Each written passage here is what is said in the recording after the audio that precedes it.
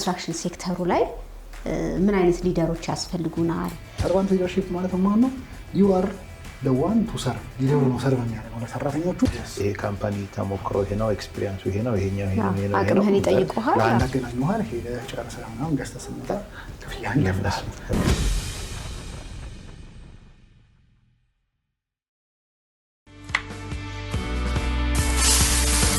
ቤት መከተቻ ነው ግን ሁሉ ገባው ካፈሰሰ ጣሪያው ግድግዳው ከራሰ ከራስ አልፎ የጎረቤት ዙሪያው ወለሉ ከረጠበና ሽንቁሩ ከበዛ መቼስ ቤት ነውና አይተዋዛ መፍትሄ ሁነኛ መፍትሄ ይፈልጋል እነሆ መፍትሄ ሱፐር ሲካላይት በየቤቱ ያለን ችግር ይፈታል አጠቃቀሙ ምቹና ቀላል 1 ኪሎ ግራም ሱፐር ሲካላይት ዱቄት ከ1 ከረጢት ሲሚንቶ ጋር መቀላቀል እናም የሚያፈስ ቦታ ላይ መለሰን ከዚያም የሚያፈስ የሚያንጠባጥብና ስርገት እርጥበት ላይታዩ ይጠፋሉ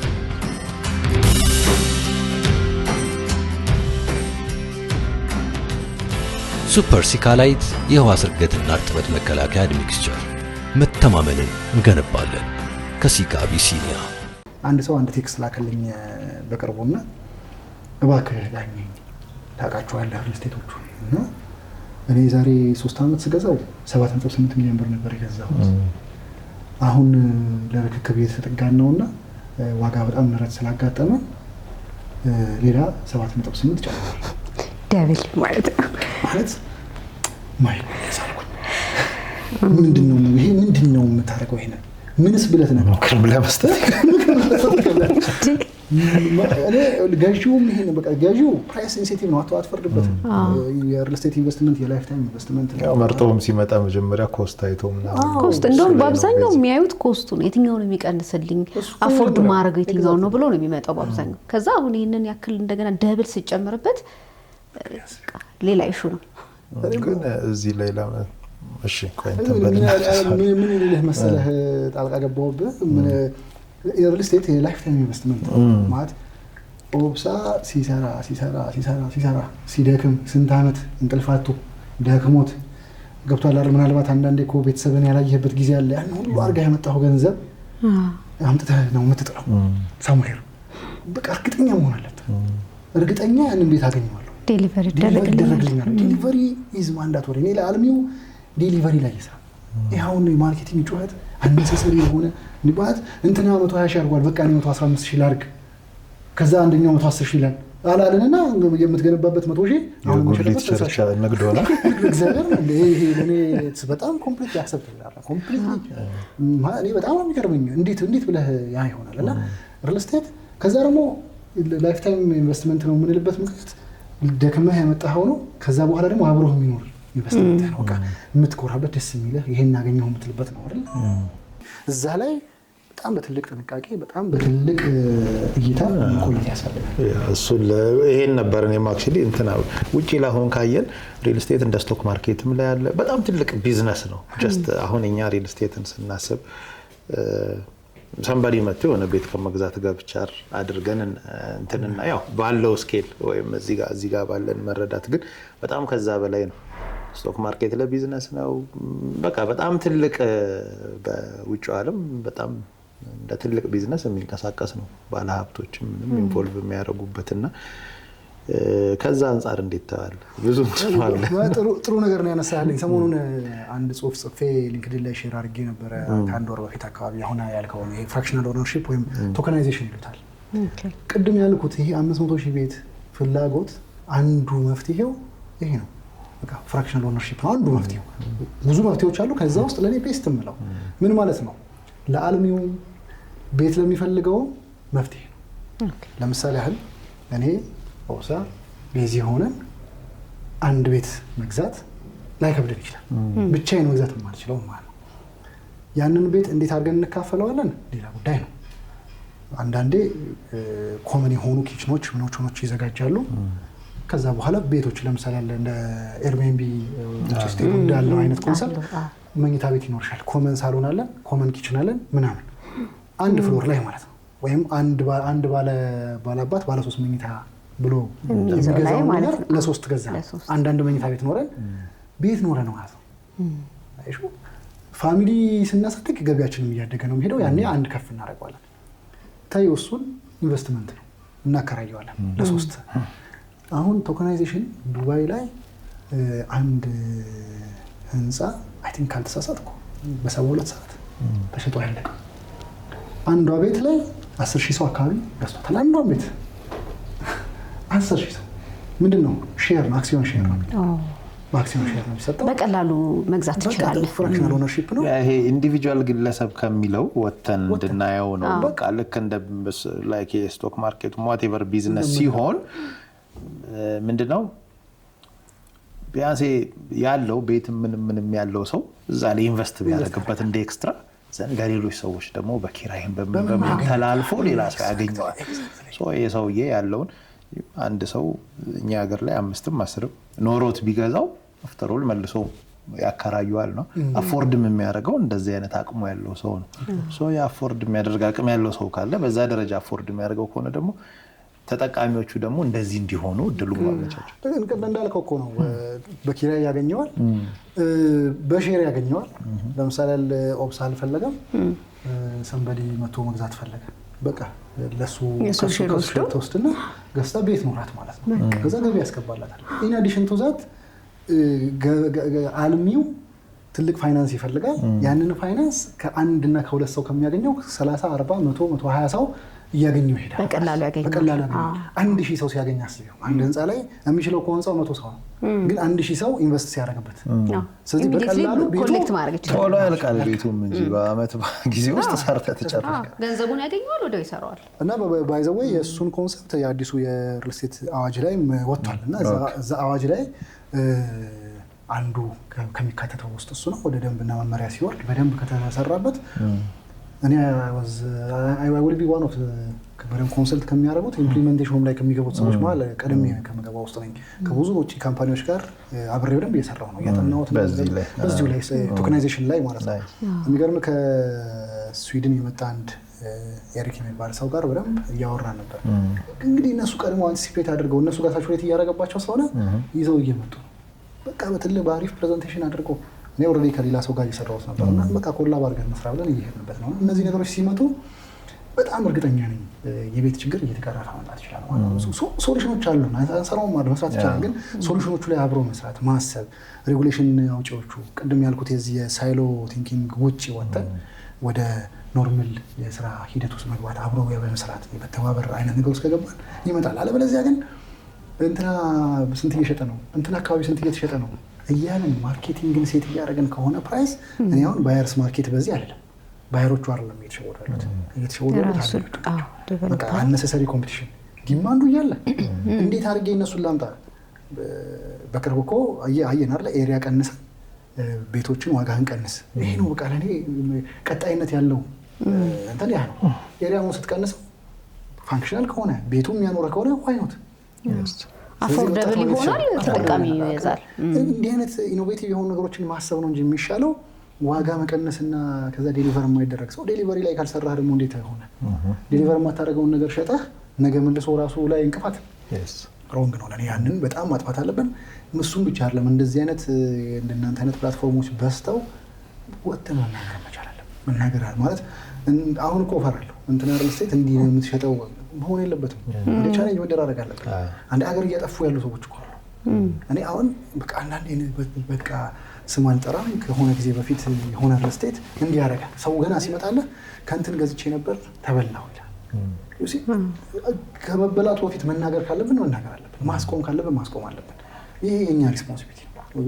አሁን እኛ በፍራቻም እያወቅን እንትን ማድረግ በዝምታ እያወቅን ዝም እያለን እንትና ከጀርባ እኮ እናወራዋለን። ግን ፊት ለፊት ወጥቶ መጥቶ መከራከር የሚችል ኮስት እንስራ አብረን ቁጭ ብለን መሀንዲሶች አሏቸው አይደል? እነዛ ምርሰሎች ቁጭ ብለን አብረን እንስራ።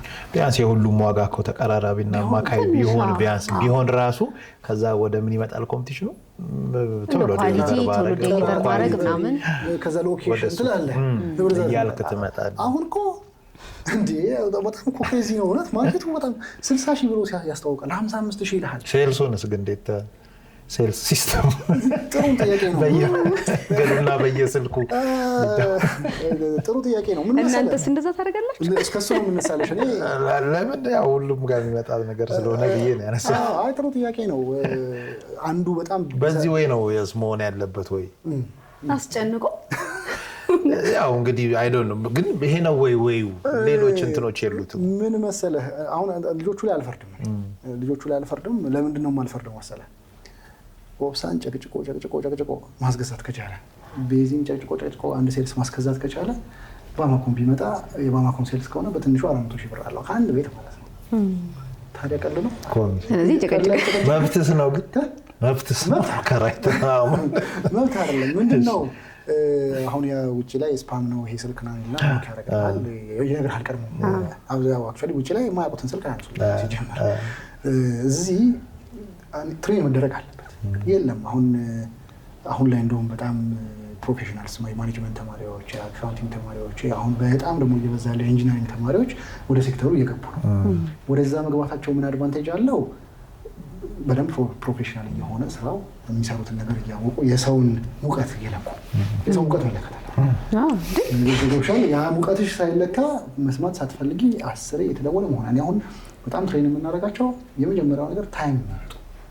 ስራ ላይ ሆኜ ብደውልልኝ መዝጋት አይደለም ልሰድብህ ይችላል። በቃ ምስጥ ብለህ ስራ እየሰራ ሲደውልልህ። ስለዚህ ያንን ትሬን አደርጋለሁ።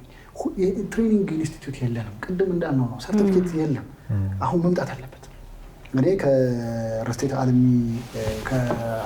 አልሚ ማህበሩ ጋር አብሬ መስራት የምፈልገው ይሄን ነው። የሴልስ ፕሮፌሽናሊዝም በጣም የሚያናደኝ ነገር የሚንቃቸው ሰው ብዙ ተራ ስራ ያደርገዋል።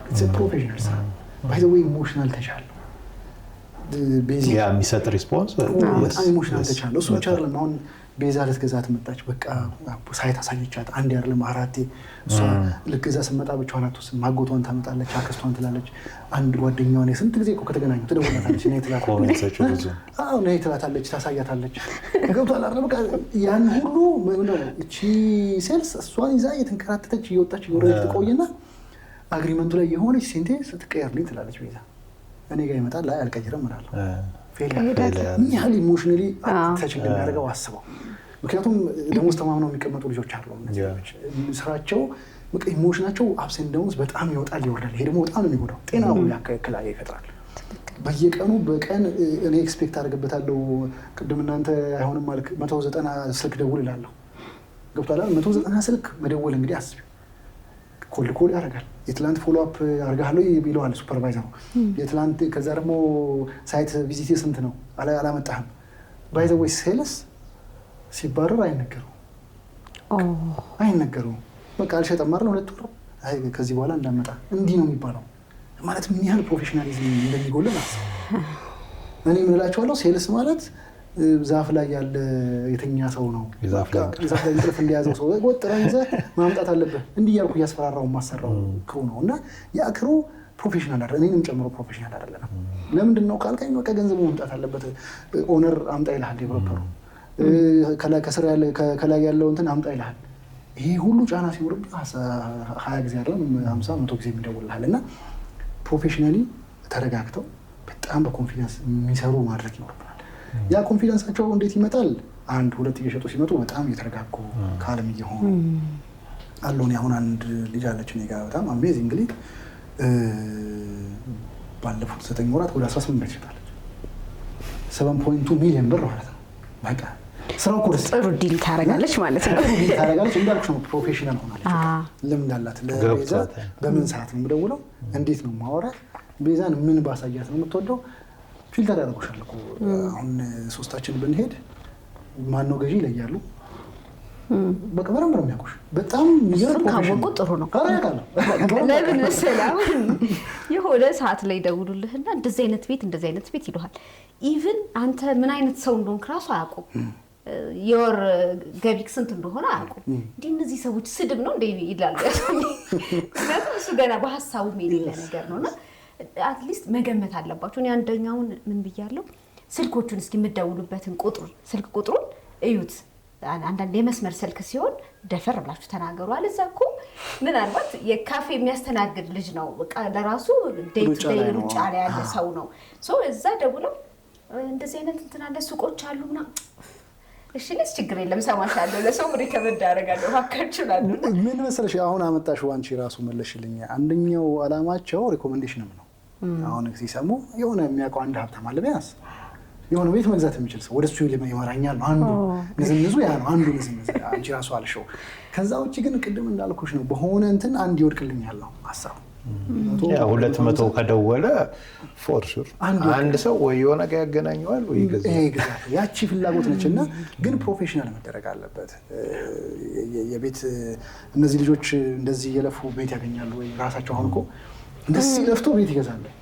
እኔ የኔጋ የምትሰራ አንድ ልጅ አለች ኮንተንት ላይ ኮሌክሽን ላይ የምትሰራ ልጅ ነች። አንዴ መጣችና ያ የኛ ሀገር ሪልስቴት በዛው ትንሽ እንትን ልበለው ብዬ ነው በጣም ስለገረመች ነው። እኔ እኮ አለችኝ ከዚህ በኋላ ቤት እንደማይኖረኝ የኛን ቤቶች ሳያወቅኩ አለች። እንዴት አለኳት። ደሞዜን ታውቀዋለህ ካልኩሌት ብታደርገው እኔ 20 ዓመት 30 ዓመት 40 ዓመት ባጠራቅም አይመጣም ማለት ነው። እኔ እንዴት ቆይ እስኪ አንድ 200 ሺህ ብር ያለው ደሞዝተኛ ነኝ። 200 ሺህ ብር ቤዚ ላንቺ እንዴት ነው ደሞዝተኛ ኢትዮጵያ ውስጥ? ትልቅ ደሞዝተኛ ነው። ትልቅ ምን ነው ራይና አለ ደሞዝተኛ ነው ማለት ከባድ እንደሆነ ላስረዳ ስለፈለኩኝ ነው እቺን ፖይንት። 200 ሺህ ብር ደሞዝተኛ 100 ሺህ ብሩን ለቤቱም ለጥቅሙም ለምኑም ይጠቀምበት። 100 ሺውን ለቤት ያደርጋል። በአመት ስንት ነው የሚያጠቀመው? ያቀመው 1.2 በ10 ዓመት ስንት ነው የሚያደርገው? 12 ሚሊዮን። ቤቱም ዋጋው ኮንስታንት ቢሆን የሱም ደሞዝ ኮንስታንት ቢሆን ባለ ለምን አይገዛም? ዛሬ ባለ ለምን ትኝታ አይገዛም? ዛሬ ይገዛም። ማለት እሺ እኩል ኮንስታንት አድርገን እንኳን ብናስኬደው በዛሬው ፕራይስ ቢቀጥል 12 ሚሊዮን ብር ነው። ባለ ለምኝታ ደና ፕራይም ሎኬሽን አይደለም ወጣ ብሎ መግዛት ይቸግራል። አየሁ ምን ያህል ሮንግ ነው። በቃ ሮንግ ነው። ይሄ ምን ያሳያል? ሮንግ ነው። 200 ሺህ ብር ደሞዝተኛ ያ ማለት እንኳን 50 60 ሺህ ብርማ በቃ ምንም ማሰብ የለበት። ስለዚህ የሆነ something is wrong አይደል? ቆም ብሎ ማየት ይፈልጋል። ቆም ብሎ ማሰብ ይፈልጋልና ሴልሶቻችንም ፍላጎታቸው እንግዲህ ያያሉ፣ ይሸጣሉ፣ ያስባሉ። ያቺን ቤት መግዛት ይችላልው 7.2 ላይ ደርሳለች። መኪና ገዛች። አየው አሁን ደግሞ ቤት ነው ወደ ቤት ነው። ስለዚህ ወደ ቤት ለመሄድ ይሄ ሩጫ ይሄ ጠደውል ማለት አንዳንዴ እንረዳቸው ነው። ይሄ to some extent ግን ደግሞ ትሬን እናርጋቸው፣ ፕሮፌሽናል እናርጋቸው፣ እናስተምራቸው። ያ አሁን እኔ ታይም ወስድ ሰርቪስ ተውጣ ታይም አይወስ ኮል ስታርክ ታይም ወስድ ያንተን ታይም ሳይሆን የክሊያንት 4 ሰዓት ደውልልኝ ካለ 4 ሰዓት ላይ ደውልለት። ለምን 4 ተኩል ላይ ብደውልለት አንተ የሆነ ነገር ኖሮ 4 ተኩል ከደወልክለት እሱ ሌላ ጉዳይ ውስጥ ገብቷል። ይሄን ነው የምላቸውና ትሬን መደረግ አለባቸው። ማለት በማዕቀፍ ደረጃ በደንብ ተሰርቶ በደንብ ተዘጋጅቶ እነሱን እያበቃ ሰርቲፊኬት እየሰጠ ማውጣት አለበት።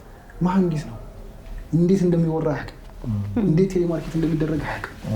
ይመጣል ስለጨነቀው ሌላ ስራ ላይ ገብቶ ማግኘት እየቻለ ስላልሆነ ይመጣና ሴልስ ነው። እሱ ነገር ሪሶርስ ማባከን ነው ይሰማኛል። አንዳንዴው በርግጥ እንዳልከው የስራ እንትን እንዳለ ለምን ከሶሻል ሳይንስ ለሚመጣው ባክግራውንዱ ምንም ትንሽም ስለሚኖረው ላይ ቸግረው ይችላል። ከናቹራል ሳይንስ ለሚመጣው ግን ትንሽ እኔ አሜዚንግ ቁጥር ልንገርህ። አሁን እኔ ጋር ያሉ ልጆች 75% ማለት ነው ሴልሶች። ግን ይሄ እንትን ማባከን ነው፣ ሪሶርስ ማባከን ነው። ይሄ አየሁ ቅድም እንዳልኩ ነው። ምንድናቸው እነዚህ ነገሮች? እንግዲህ ያልናቸው ቴክኖሎጂዎች እየመጡ ከመጡ የስራ እድሉ በጣም እየሰፋ ከመጣ አይኖት ተመርቆ ስራ የሚያጣ ከሆነ ምን አማራጭ አለ? አማራጩን ይሞክራል የተገኘውን። አሁን መንግስት እየሄዳቸው ያለው አካሄዶች ጥሩ ናቸው ለኔ። አሁን በተለይ አሁን 1.5 ሚሊዮን ቤት የመስራት እቅድ አሁን ይሄ እኮ ሲመጣ ብዙ መሀንዲስ ይፈልጋል፣ ብዙ ቴክኒካል ሰው ይፈልጋል። እነዚህ ነገሮች ናቸው መልስ እየሰጡ ይሄዳሉ የማስበው ነው። እኔ ግን አሁን ከሴልሶቹ ላይ ብቻ ፎከስ ከምናረግ እንደው እነዚህ ሪስቴት የሚያለሙት አልሚዎቹ ገዢዎቹ ላይ በደንብ ኢንፎርሜሽን ብታደርሷቸው ማለት እንዴት ነው ገዢው መርጦ ራሱ እንዲመጣ ማድረግ ይቻላል እኮ። ሀሳብ የሌለውን እንዲያስብ ማድረግ ይቻላል።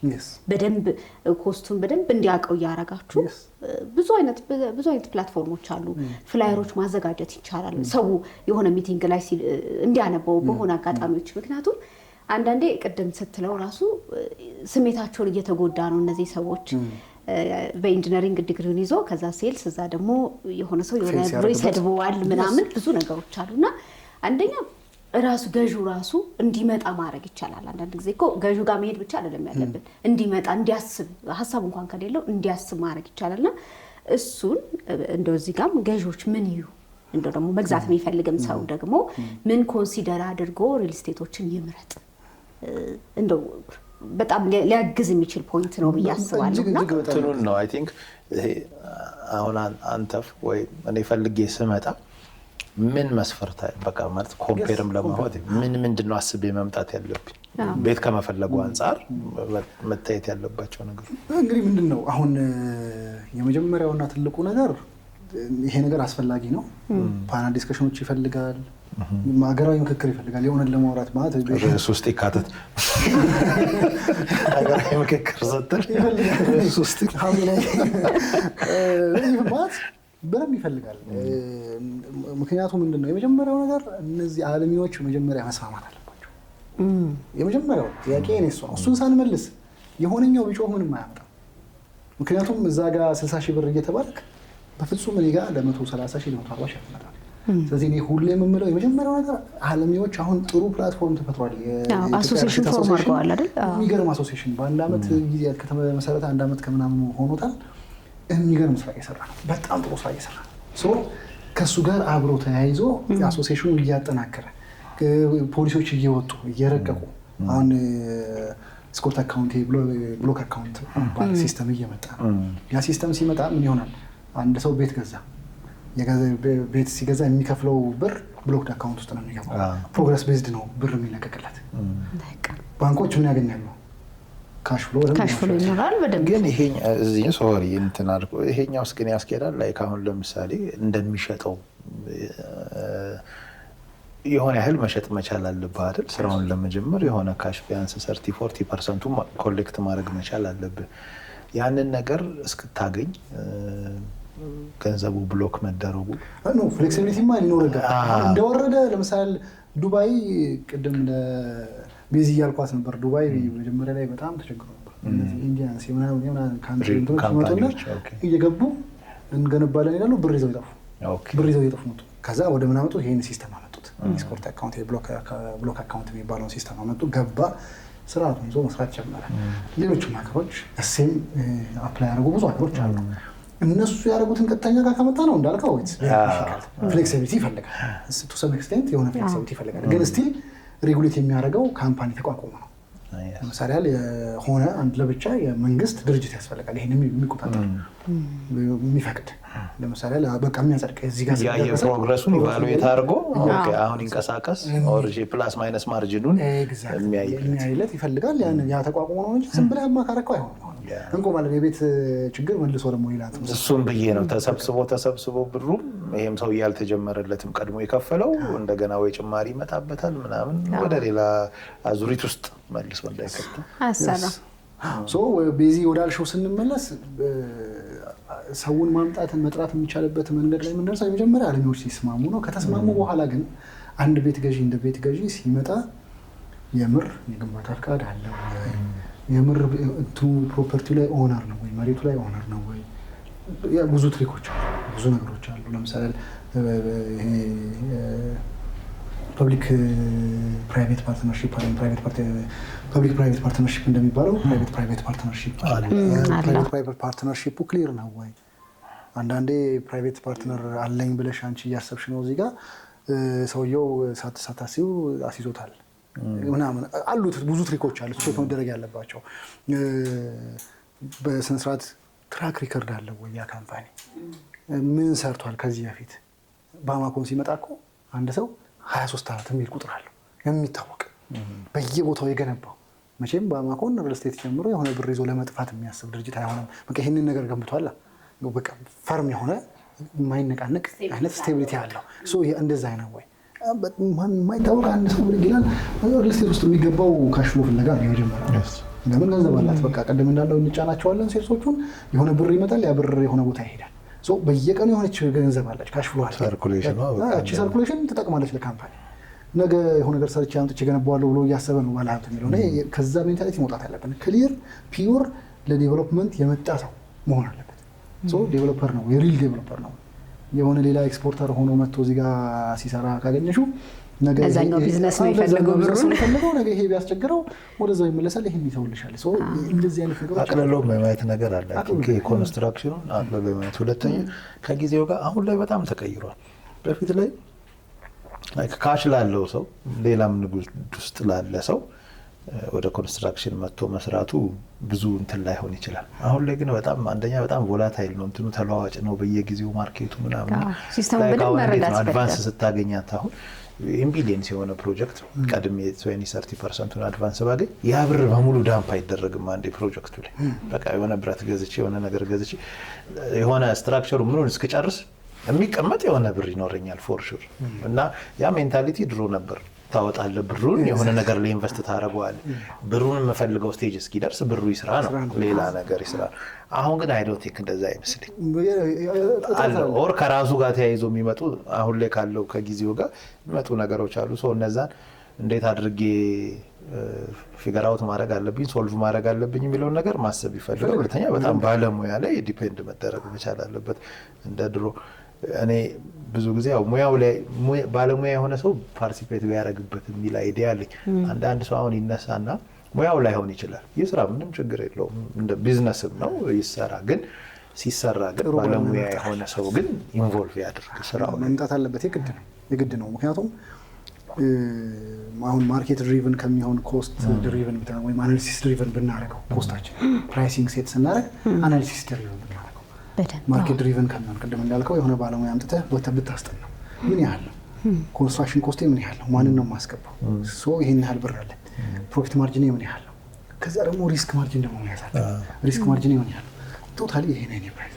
ያንን ሴት አድርገህ ልክ ገበያው ላይ ስትወጣ የሚያጋጥም ነገር ሌላ ነው። ቻሌንጅ ማለት የምትጋፈጠው ሌላ ነገር ነው። ስለዚህ አሁን አልሚው እንደ አልሚ አንድ ፕላትፎርም ላይ ይቀመጣለን። እኔ በደንብ ማውራት ይፈልጋል፣ ሪስክስ ማድረግ፣ ቻሌንጅ መደራረግ፣ ምንድን ነው የሚያጋጥመኝ የሚለው ላይ ሪስክ አሰስመንት በደንብ ሪስክ ሬጂስተር ያለው የለም አንድም። እኔ እርግጠኛ ነኝ ሪስክ ሬጂስተር ይዞ ቁጭ አድርጎ ሪስኮቹን ሬጂስተር እያደረገ ለሚቲጌሽኖቹን ደግሞ አስቀምጦ የሚሄድ ሪል ስቴት አለ። ውጭ ላይ ቲንክ እንትን የሚሰሩ አሉ።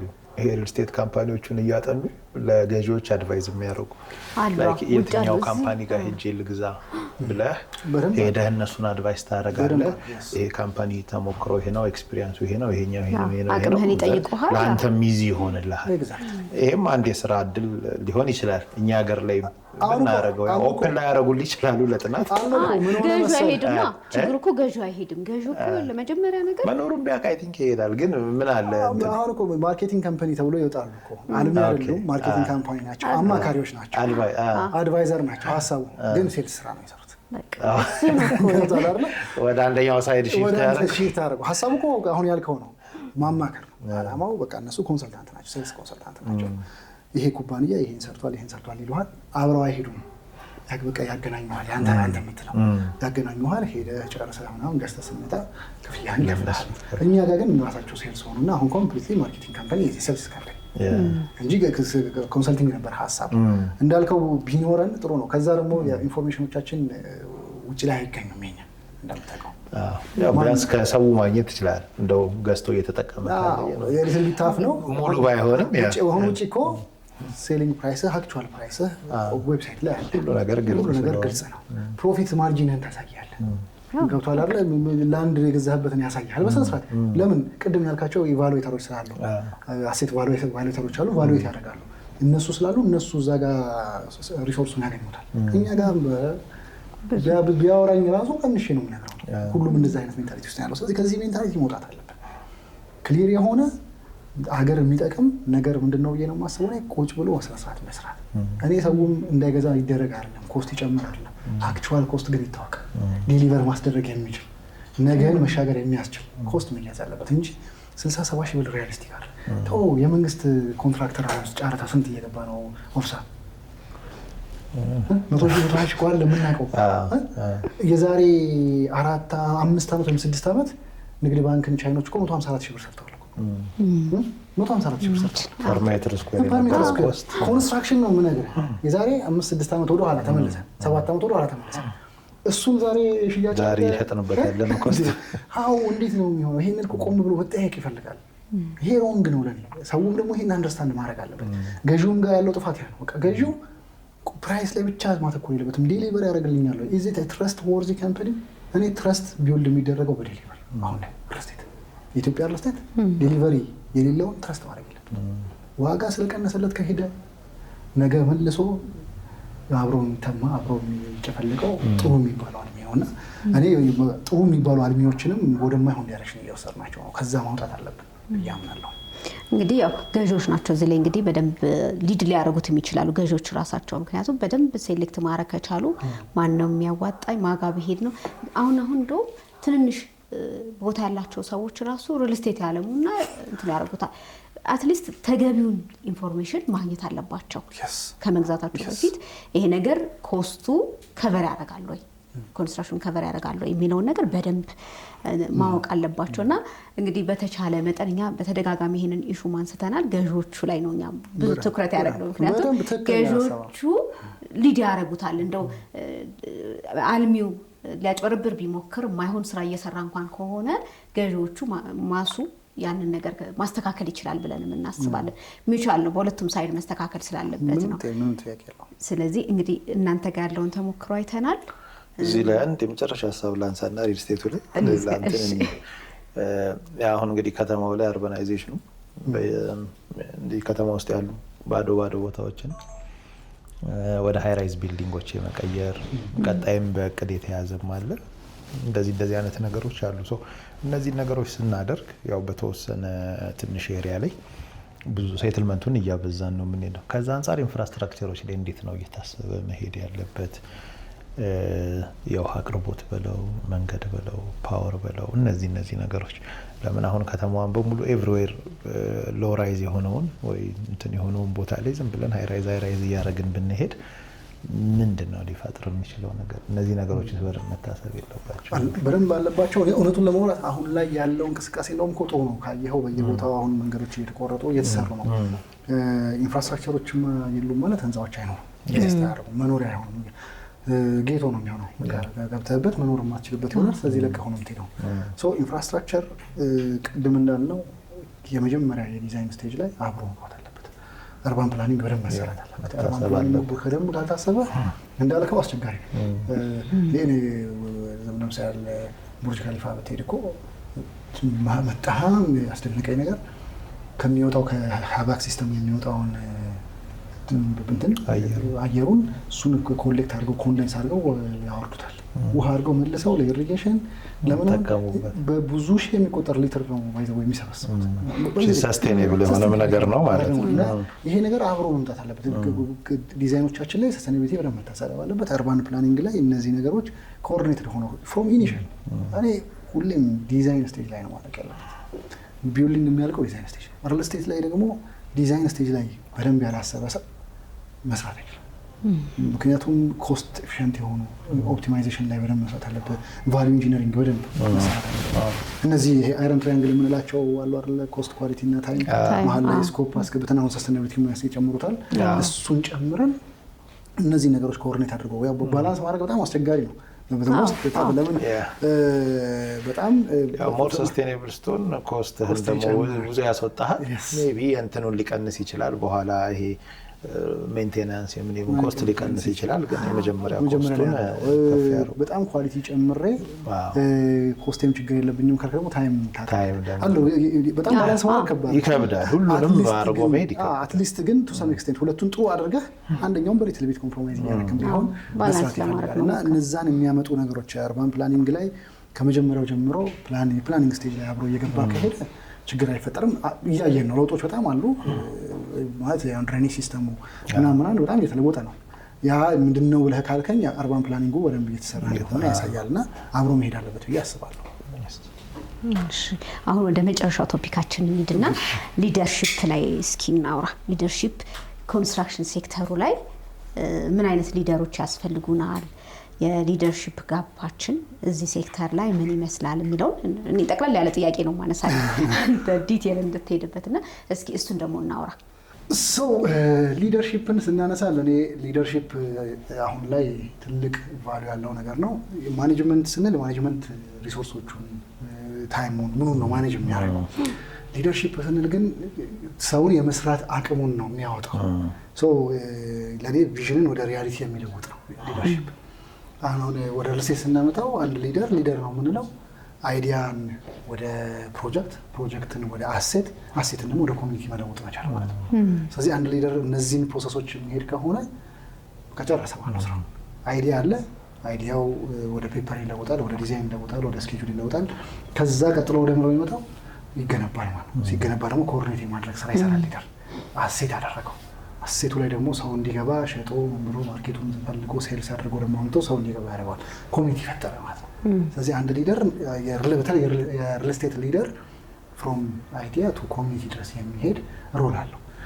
ሊደር ቪዥን ነው ለሰው የሚያካፍለው፣ ነገን ነው ተስፋ የሚሰጠው። በጣም ብዙ ጊዜ ያለው ትልቁ ችግር ምንድን ነው? እስኪ የእንትናን ፕሮጀክት እንስራለት ነው። ፕሮጀክት የእንትን አይደለም፣ ፕሮጀክት የኛ ነው። በቃ እዛ ውስጥ ስንገባ የኔ ነው። ትክክል። ለምን ደሞዜ እየተከፈለው ነው። ኢንሴንቲቮች ካሉ ኢንሴንቲቮች እየሰጡት ነው። ቦነስ የሚደረግ ከሆነ ቦነስ ይደረጋል። ኑሮውን እየመራበት ነው። ስለዚህ ዲስ ፕሮጀክት ኢዝ የሱ ኦነርሺፕ መፍጠር ነው። አንድ ሊደር ጎበዝ ሊደር ነው የምንለው ኦነርሺፕ መፍጠር ሲችል ነው። የኔነት ስሜት ሲሰማው ምን ይሆናል? ሊደር እንደ ሊደር ኦነርሺፕ እንዲኖረው ሲያደርግ በቃ ስራውን በደንብ አድርጎ የኔ ነው ብሎ እንዲያስብ ስለሚያደርግ ማለት ነው። ቅድም እንዳልኩት ጥሩ ቲሞችን ክሬት ማድረግ መቻል ነው። ያ ጥሩ ቲም ደግሞ ክሬት የሚደረገው የእኔነት ስሜት እንዲሰማው፣ ቪዥኑን እንዲያይ፣ ነገውን እንዲያይ፣ ተስፋ እንዲኖረው ማድረግ ስንችል ነው። ስለዚህ ተስፋ አለኝ ብሎ የሚያምን ሰው ወጥሮ ይሰራል።